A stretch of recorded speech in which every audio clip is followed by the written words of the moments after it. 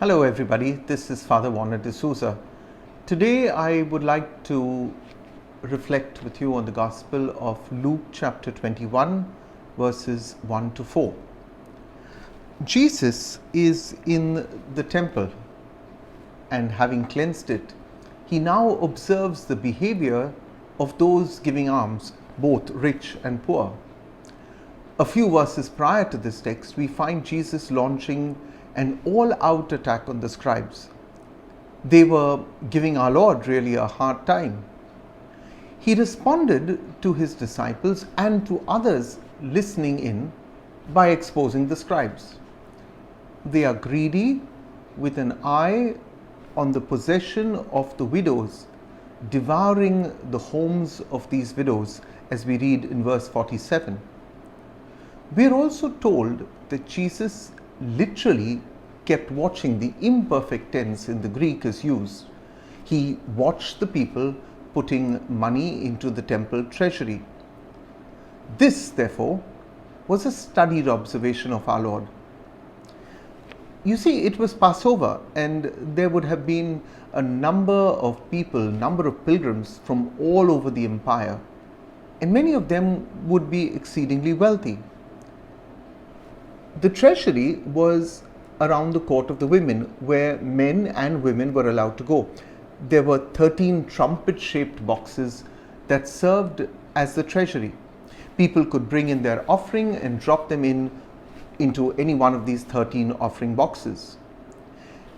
As the offering boxes were made of metal and the opening to the box was a horn, the sound of any coin being put into these boxes would be amplified, drawing the attention of the crowds, especially to very generous contributors. It is here that Jesus notices a poor widow and her contribution that she makes. Let us talk about the widow as a person and then her offering. Widows had it very tough in Jesus' days. The status of every wife in the community depended on the status of her husband. When her husband died, all her status and security died with him. In many cases, the woman was cast out, for she was no longer useful. The woman in the narrative was not just a widow, but also poor and anonymous. She's the only person in the Bible who was identified as a poor widow, not once, but 4 times, twice in the Gospel of Luke and twice in the Gospel of Mark. The Bible never explicitly says that the widow in the narrative was hungry or starving or famished. Yet what we do know is that this widow, who was otherwise completely unknown, was a great giver. Her identity is defined by her relationship with God, and because of this, in a true reversal of everything that this world teaches us, she ends up being the least vulnerable person of all. The New International Version of the Bible translates the coin as a mite. That's why we get the widow's mite. And the RSV translates it as 2 very small copper coins.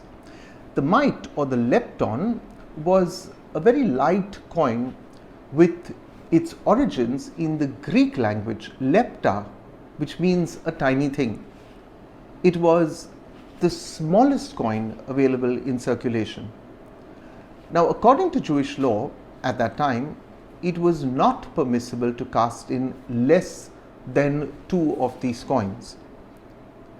Even though this was a very small or tiny coin, in Jesus' eyes, any gift or giver is sweet, significant and substantial when it is given sincerely in service and not superficially for show. This poor widow could have kept 1 copper coin, but she gave everything she had. Nobody but the Lord knew her sacrifice, her struggles, and her sustenance. The value of a gift is determined by how much that gift costs the giver. The poor widow's gift cost her just everything. The widow was anonymous because she needed no recognition, no recompense, or even respect. It was not about the amount given away that gauges her financial success, but the percentage. That's what the story of the widow's mite is all about. This poor widow challenges a common excuse that we will give when we have more. This widow had very little, yet she was a giver.